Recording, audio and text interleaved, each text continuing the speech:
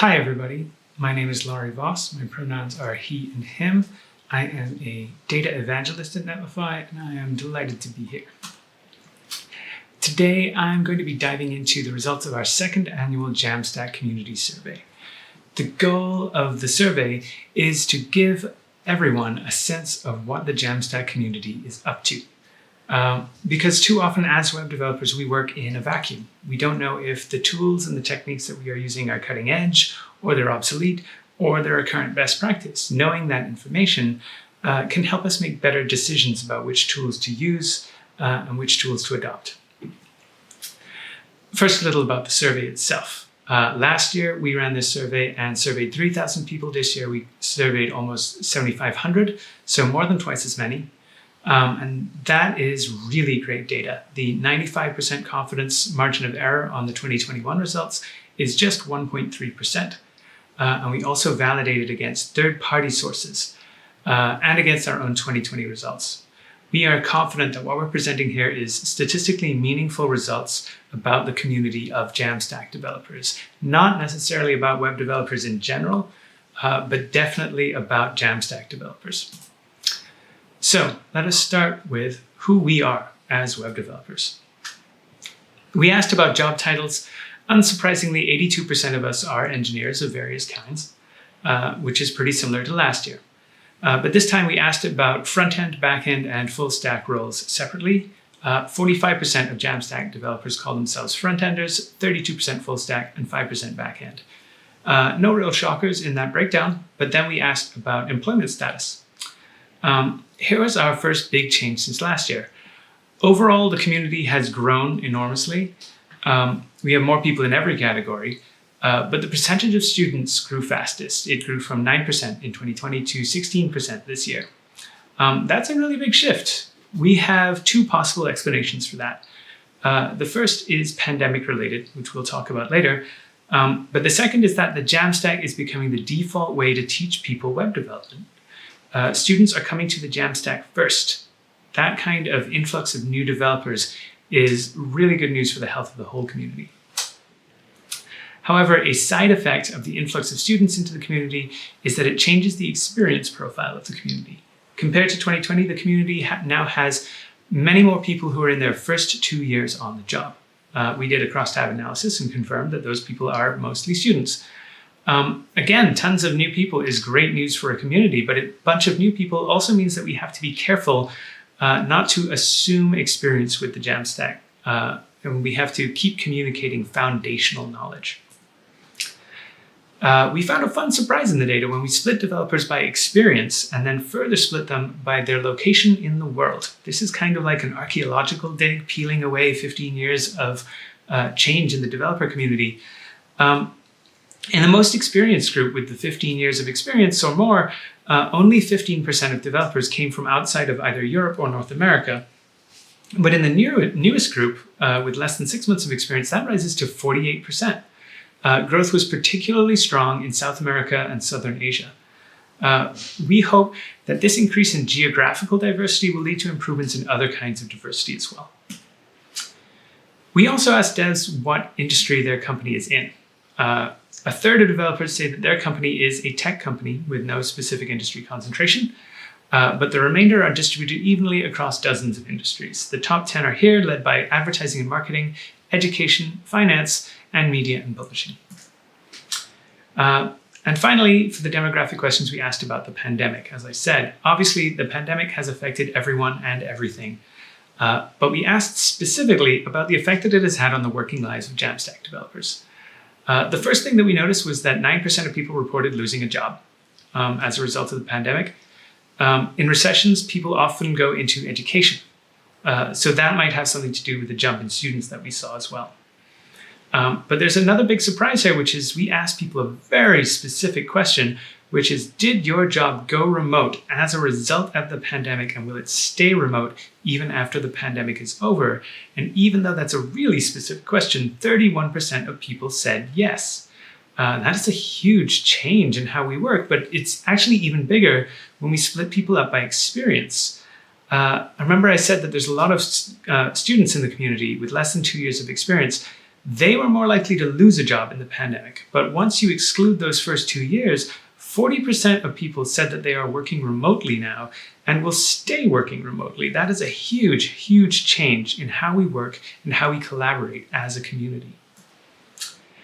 There was one other curious trend to remote work, which is that it varied by job title.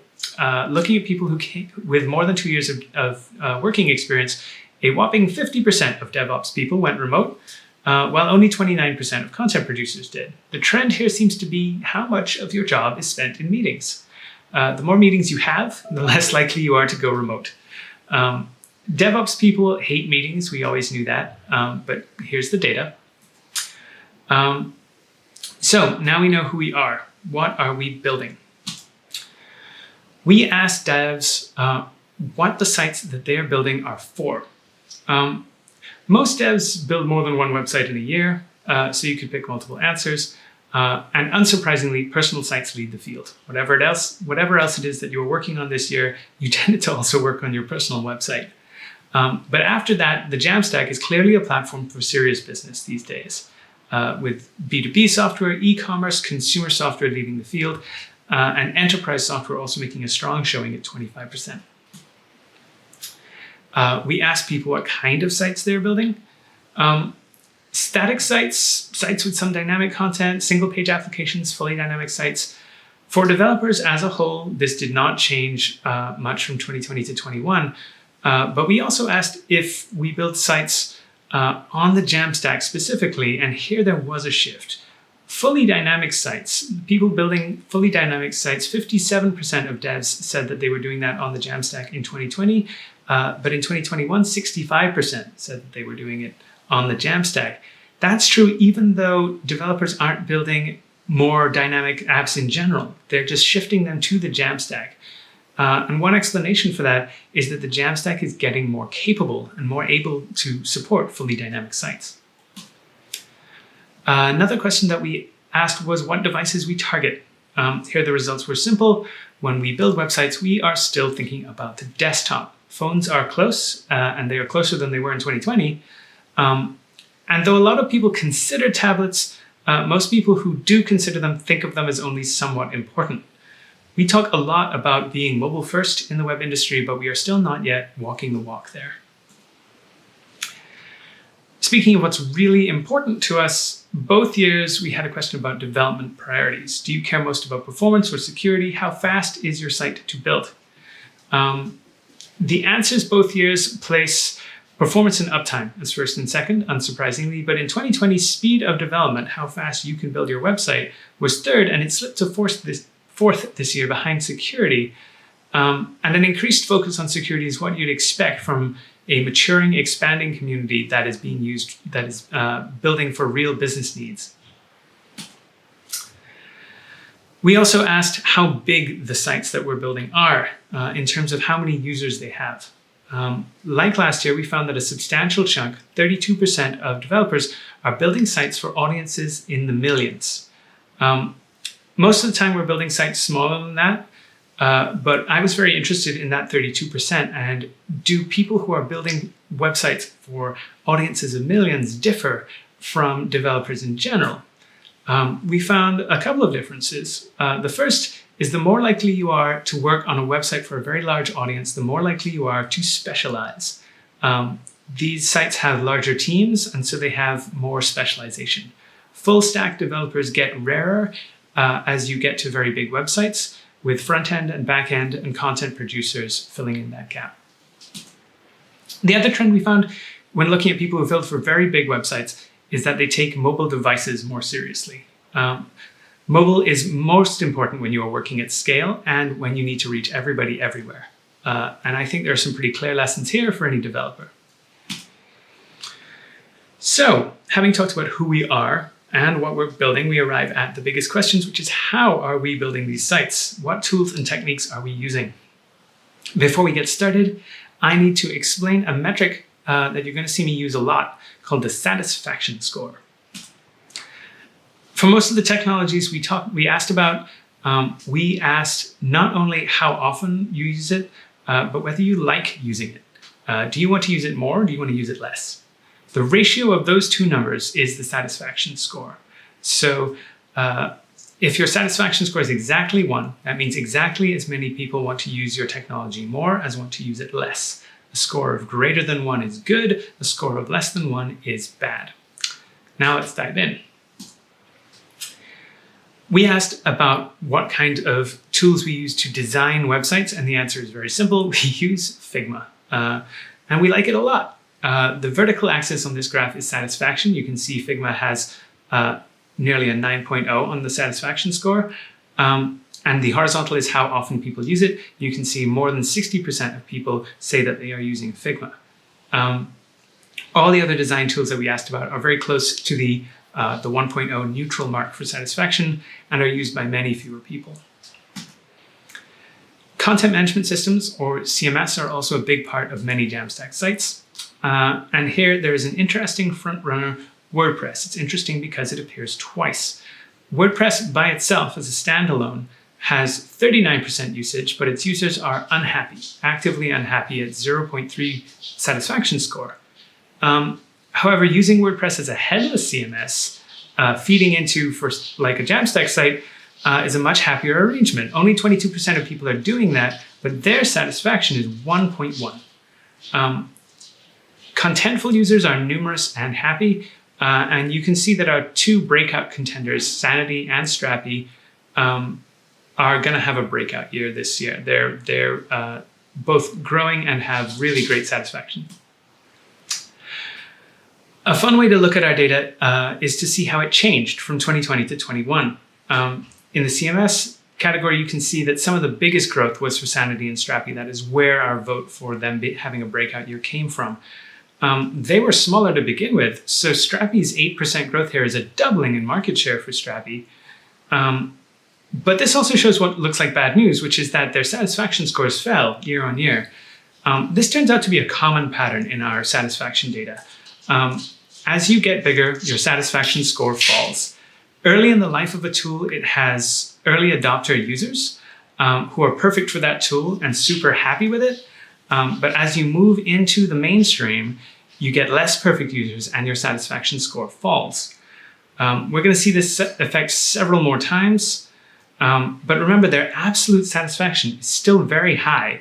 Their users are just less super satisfied than they were last year. Now let's talk about programming languages. The front runner here is no surprise. It is JavaScript. Nearly everyone uses it, 96% of us, and we like it a lot. Satisfaction score is 4.2. SQL is, I think, a surprising second here, but it's much less well loved. While TypeScript is third and its users are ecstatic. Rust, Go, Swift, and Elixir form a little cluster of small languages whose users love them. Python developers are numerous and happy. PHP developers are even more numerous but unhappy. But the year-on-year changes tell the real story in languages, which is that TypeScript is taking over. It grew enormously in usage and its satisfaction score climbed 2 points, which is hard to do. Like I said, the pattern is usually the opposite. As you get bigger, your satisfaction score falls. You can see that effect in Swift and Rust. They're losing satisfaction rapidly as they grow. JavaScript, on the other hand, lost satisfaction, but also lost users. It is being supplanted by TypeScript for some people. TypeScript says that TypeScript is just JavaScript, but TypeScript developers don't always think of themselves as JavaScript developers. If you told me 10 years ago that Microsoft will invent some weird form of JavaScript and everyone will adopt it and talk about how great it is, I would have laughed at you, but they did, and here we are. So now we come to one of the meatiest questions, which is web frameworks. But first, a disclaimer. I do not have a horse in this race. People are often very passionate about their framework choice. And when I say that their favorite framework is getting less popular or it might not be a good choice in 2021, they sometimes get very offended and send me nasty messages. And all I can say is that I am just reporting the data. I don't make it up out of personal animosity. Please don't get mad about the graphs. We asked about 32 different web frameworks, which is a lot. So to look at them, I've divided them into two groups. Major frameworks have more than 10% reported usage. Remember, people use multiple frameworks and they can say so. So the percentages often add up to more than 100. In the major frameworks, there's some very clear patterns, especially once we get the satisfaction score involved. First, there are component framework libraries. React is leading, clearly, but Vue and Svelte are in there as well. The component libraries tend to have dominant kitchen sink frameworks that pair along with them. So React has Next, Vue has Nuxt, Svelte has SvelteKit, which is actually still under 10%, but I threw it in for clarity. Angular has Nest, but its usage is too small for this graph. Elsewhere on this graph, there are some older frameworks with huge usage, Express and jQuery. Express users are pretty happy, and it's not going anywhere with 51% usage. jQuery likewise has 51% usage, but its users are really unhappy. Making its first appearance this year in the major frameworks is Eleventy, which has grown enormously in usage since last year. Over in the minor web frameworks, there's two stories, the up and coming and the down and out. In the up and coming group is SvelteKit. Like I said, I've included in the major frameworks because I believe it is going to break into major frameworks next year. And there are some promising newcomers here like Blitz and Remix. Down there underneath the 1.0 line, there are some legacy frameworks. There's Dojo, Ember, Meteor, and Backbone. They have small and unhappy user bases. If you use them, now is the time to consider switching away. Now let's look at framework changes year on year. The story here is about Next.js. It has seen enormous growth in usage, and it has grown in satisfaction. That is a huge accomplishment because, as I said, that is not the way this pattern usually works. You can see the usual pattern in a straight line of going down and to the right of Vue, Preact, Nest, and Eleventy. They are all doing the normal thing, which is they're gaining users but losing satisfaction. Remember again, their users are very satisfied, all of those. They're just less satisfied than they were last year. React itself has maintained satisfaction while still growing, an impressive feat given that its market share is now at something like 68% of all Jamstack developers. That is a truly huge framework. And then finally in the bottom left quadrant is Gatsby, which shed both usage and satisfaction, which is really unfortunate news for that lovely team. But obviously the main story here is React. React is enormous and it is defying gravity. Frameworks have a lifespan. They grow, they flourish for 3 to 5 years, and then they very slowly decline. But React is too old. React at 8 years old, it should be over. But instead it is growing in usage and popularity, totally bucking the usual pattern. What is up with that? My theory is that React is not only the biggest web framework since jQuery, it might be the new jQuery. Of course, I said earlier that people hate jQuery, but I don't mean this in a disparaging way. jQuery, when it first came out 15 years ago, was amazing. It was a totally new way of working with the web, and jQuery never really died. You don't have to install jQuery anymore because the APIs that jQuery introduced became part of the browser. Every single browser has the core jQuery APIs built in these days. And if React continues to grow and satisfy users the way that it has been doing, I think it's only a matter of time before browsers cave and make React components and other React APIs native to the web. The only possible competitor to unseat React right now is Vue, and Vue is great, but it may be too late. React may be too firmly entrenched. Of course, this begs the question, what about Next.js? If React becomes part of the web, is Next.js going to become part of the web as well? I am much less sure of that. Next is much smaller and far less dominant. You don't need Next to use React, and you can see that gap in the usage. Vue and Nuxt are very close together in usage. Svelte and SvelteKit are right next to each other in usage, but a third of React users aren't using Next. There are a number of highly competitive React frameworks. So far, Next is not on the sort of immortal path that I'm seeing in store for React. Finally, Jamstack sites often rely on server-side APIs. There's a variety of tools that you can use to build those, and we asked about them. Highest in usage was containers like Docker, but to our surprise, second highest was functions. Serverless functions like Netlify functions are at 46% usage, which is a completely mainstream technology at this point. And they also have enormous satisfaction at 8.7, which is a very impressive score for such high usage. That is truly great news for serverless fans and a strong signal to check them out if you're not already using them. So that concludes our quick tour of the data. If you want more, over on Jamstack.org, we have a deeper dive that you can explore. But what have we learned? In part one, we learned about who we are. We are a healthy, rapidly growing community full of experienced devs, but with a healthy inrush of new developers. We are in every industry, in every country, increasingly working remotely. In part two, we learned about what we're building. Every kind of application, from totally static to increasingly fully dynamic sites. We build every kind of software, we target every kind of device, with more attention paid to mobile devices every year. We have an increasing focus on security, and we build some of the biggest websites in the world. In part three, we learned about how we're building those things, and the answer is mostly with React, but with a bunch of other frameworks in a healthy and rapidly evolving ecosystem. We're using way more TypeScript than we used to, and I predicted breakout years for some technologies. Strapi and Sanity on the CMS side, Svelte and SvelteKit on the framework side, and we welcomed Eleventy to the major frameworks. We're also using way more serverless functions than I think anyone suspected. So we learned all of that stuff, but what does that mean? There's a lot of data here, and I don't think data is useful by itself. There has to be a story. So what story does this data tell? First is a story of growth. Every piece of data here points to a huge, expanding ecosystem of the Jamstack. More users, especially students, more tech, more framework, more satisfaction. Even the sheer size of the sites being built is amazing. Jamstack developers love building for the Jamstack, and there are more of us every day. The next trend is that the Jamstack is getting more capable. The expansion in dynamic apps speaks to that. The mainstream of serverless functions speaks to that. It means that Jamstack developers can do more, and techniques like distributed persistent rendering allow you to build ever larger sites more efficiently.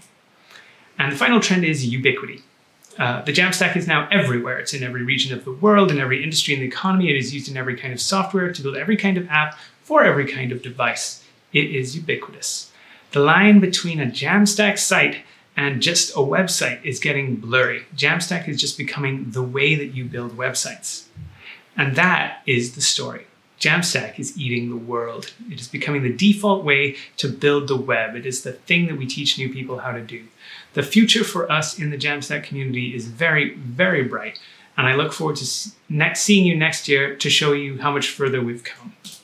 Until then, thank you so much for your time and attention.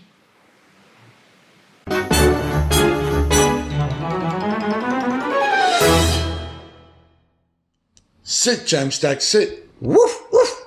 Good boy.